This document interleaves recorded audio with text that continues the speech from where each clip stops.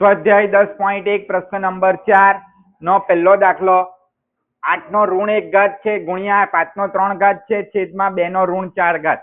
તો જુઓ 8 નો ઋણ 1 ઘાત લખીએ ગુણ્યા 5 નો 3 ઘાત ગુણ્યા 1 ના છેદમાં 2 નો ઋણ 4 ઘાત લખીએ. આ બંનેના છેદમાં આપણે 1 લખી દઈએ. કેમ આપણે આવું કર્યું? કેમ કે આપણે ઋણ ચિહ્ન દૂર કરવા માટે વ્યસ્ત સંખ્યા લખવા માટે સારું પડે એટલા માટે.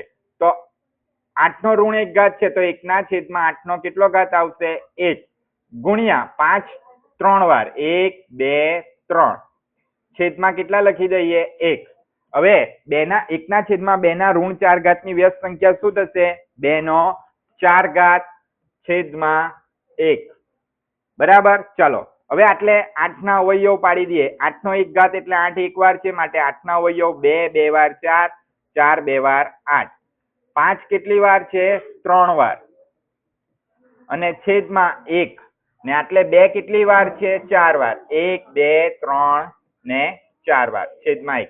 જુઓ છેદમાં 2 3 વાર છે અને અંશમાં પણ 3 2 4 વાર છે એટલે 3 3 વાર કેન્સલ થશે. 1 2 3 તો શું બચ્યું?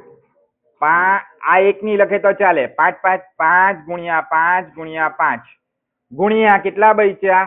2 છેદમાં 1 ન લખો તો ચાલે. 5 5 વાર 25 5 2 વાર 10 એટલે 5 5 વાર 25 5 2 વાર 10 તો આપણો જવાબ આવી ગયો 250. ચાલો એ જ રીતે બીજો દાખલો ની પણ આપણે કિંમત શોધવાની છે. આમાં બધાના ઋણ ઘાત છે ને બધાના સરખા જ ઘાત છે.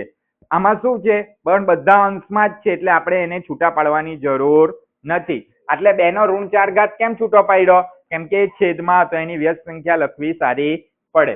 ચાલો હવે બીજા દાખલાને 5 નો ઋણ 1 ઘાત ની વ્યસ્ત સંખ્યા 1 ના છેદમાં 5 નો 1 ઘાત લખાશે એટલે 5 નો 1 ઘાત ઋણ 1 ઘાત ધન થઈ જશે. એ જ રીતે 2 નો ઋણ 1 ઘાત છે તો 1 ના છેદમાં 2 નો 1 ઘાત ધન થઈ ગયું ઋણ 1 ગુણ્યા 1 ના છેદમાં 6 નો 1 ઘાત.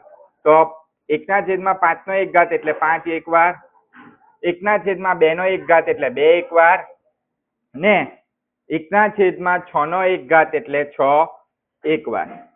ચાલો તો 1 એક વાર 1 ગુણ્યા 1 ગુણ્યા 1 છેદમાં 5 ગુણ્યા 2 ગુણ્યા 6 1 એક વાર 1 1 એક વાર 1 5 2 વાર 10 5 2 વાર શું થશે? 10 10 6 વાર 60. તો આટલે આપણો શું થઈ